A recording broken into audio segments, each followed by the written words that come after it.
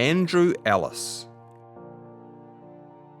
the Ayrshire mariner who guided the first pioneers safely across the oceans, but stole the heart of one of his teenage passengers.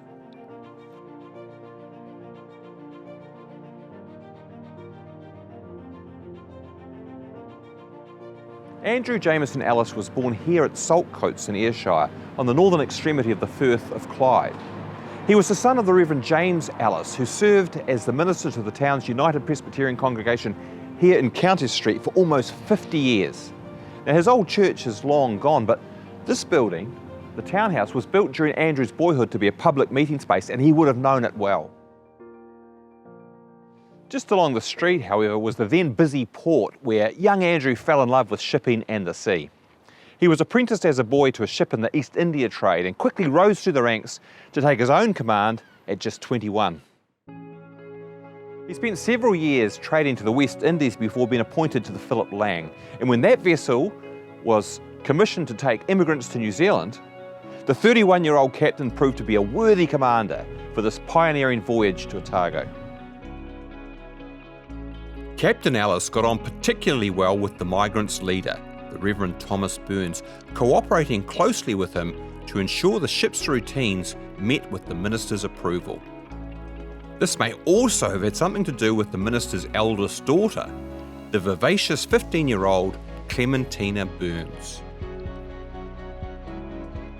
By the time the ship reached Port Chalmers, Captain Elles had won her hand and the couple were duly married right here in the manse on the 14th of June 1848, the very first wedding celebrated in pioneer Dunedin. And on the very next day, the Philip Lang set sail for Wellington and on to India, a heartbreaking separation for the Burns family as Clementina accompanied her new husband back to sea. They returned for a brief visit in 1851 on the Pioneer, a new vessel that Elles had built in Scotland. He established a trading operation with it from Sydney, where the couple then settled.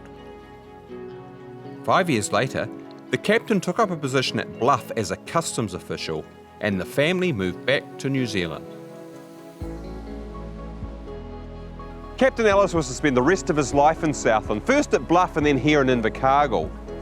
He served in numerous posts for the Southland provincial government, including, first of all, harbour master, resident magistrate, postmaster, receiver of land funds and other critical posts, and these were to make him one of Southland's most prominent citizens. Tragically, Clementina died in Invercargill in 1862, just a week after giving birth to their fourth child. Andrew brought up their children alone for the next 10 years before remarrying in 1873 to Catherine Cogill.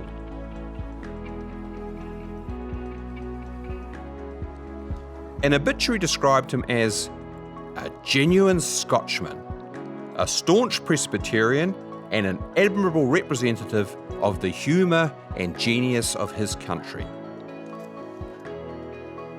It further described a somewhat brusque and occasionally irritable demeanour, which cloaked, it said, a kind heart and a generous nature. Many an old sea dog might have been described in exactly the same way. Andrew Elles retired from government service in 1880 to Ellisland, his homestead in Georgetown, South Invercargill. His significant landholding here once stretched all the way from Ellis Road out to Seaward Bush. No wonder the road named after him is one of Invercargill's main thoroughfares. Andrew Elles was an office bearer at Invercargill's first church and an active participant in many of Invercargill's social and philanthropic organisations. He was also a great source of reminiscences about the town's early days.